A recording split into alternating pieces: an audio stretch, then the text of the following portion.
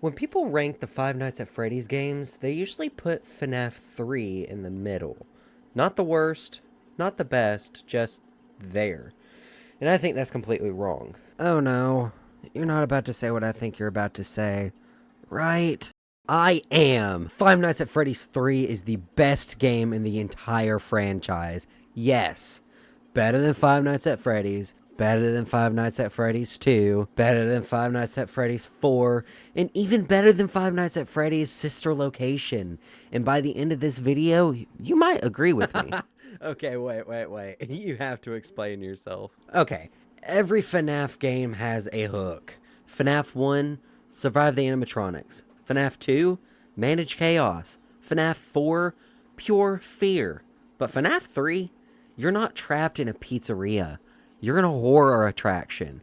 A fake haunted house built on a real tragedy. Wait, that's actually kind of genius. Exactly. The setting is meta. The game is aware of its own legacy. It turns the murders, the rumors, the urban legends into entertainment. That's dark. That's clever. And it fits the franchise pretty perfectly. Okay, but gameplay-wise, there's only one real animatronic. Isn't that less scary? Makes it boring. No, it's more scary. Because that animatronic is Springtrap, not a possessed robot, not a ghost in a suit, the actual killer, William Afton, trapped, rotting, still alive, hunting you. Okay, yeah, that's kind of freaky. That's terrifying, actually. Exactly. Every other FNAF game, you're fighting victims. In FNAF 3, you're facing the villain himself. It gives the horror weight. Springtrap isn't random. He stalks you, he feels intelligent, and when he gets close to your office, you feel it. The breathing, the tension, and there's no mask to save you. There's no door to slam shut. Only maintenance systems failing while a corpse in a rabbit suit walks towards you. Okay, yeah, I guess.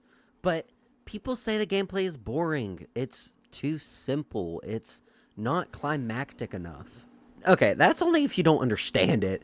FNAF 3 is the most strategic game in the series. You're juggling audio lures, vent sealing, camera tracking, system reboots, and do not forget the phantom hallucinations. One mistake spirals into chaos. And unlike FNAF 2, where chaos feels random, FNAF 3's chaos is your fault. You mismanaged something. You let him move. You panicked. And that makes it fair. And fair horror, in my opinion, is the scariest kind of horror. Okay, yeah, whatever. But what about the lore? What does this game add to the story? I mean, there's really not that much. Okay, that's just blatantly wrong. This is where FNAF 3 wins, in my opinion. The minigames, the hidden endings, the happiest day. For the first time in the series, the story felt intentional, structured, emotional. You're not just surviving the nights, you're freeing the souls of the children. And when you get the good ending, it feels earned. It felt like the end of the saga, like this was the planned conclusion. And honestly, in my opinion, it should have been. So what you're saying is that the lore goes deeper than what we originally think? Yes, it's poetic. FNAF 1 starts with the murdered children trapped in suits. FNAF 3 ends with the murderer trapped in one. It's karma. The attraction burns down, the horror becomes ash, and you're left with a newspaper clipping that feels final. It's the cleanest narrative arc in the entire franchise. But, it's not the scariest game. Okay, but it doesn't try to be the scariest game. This game is more of a psychological horror than it is a, oh, jump scare horror. It's slow. It's quiet. It's decaying.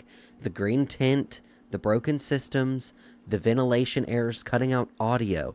It feels like everything is falling apart. And that constant dread, that's real horror. Okay, I'll give it to you. I didn't expect this. You have a good argument. You see, FNAF 3 isn't about overwhelming you. It's about outsmarting you. It isn't about loud chaos, It's about tension. It isn't about random animatronics. It's about the villain. It completes the original story arc, and it delivers the most satisfying thematic ending. And it turns the franchise into something self-aware and tragic. That's why Five Nights at Freddy's 3 is the best game in the series. Not because it's the flashiest, but because it's the smartest. Ugh, fine. You win this time. So, is FNAF really the best game in the series? Or is this just nostalgia talking? Is it the smartest entry? The most thematic? The most complete ending the franchise ever had? Or do you still think another game deserves that title? I'm going to be arguing this about every single FNAF game against every single other one. I want to know, what is the best FNAF game and why? Not just your favorite, the best. Tell me in the comments. I'll read every single one. If you enjoyed this video, drop a like. It genuinely helps more than you think. And if you love deep dives, challenges, and serious discussions about Five Nights at Freddy's, hit subscribe while you're down there, because we're not even close to done with this series. And trust me, the next one might be even more controversial. Alright, I'll see you on the next video. Bye-bye.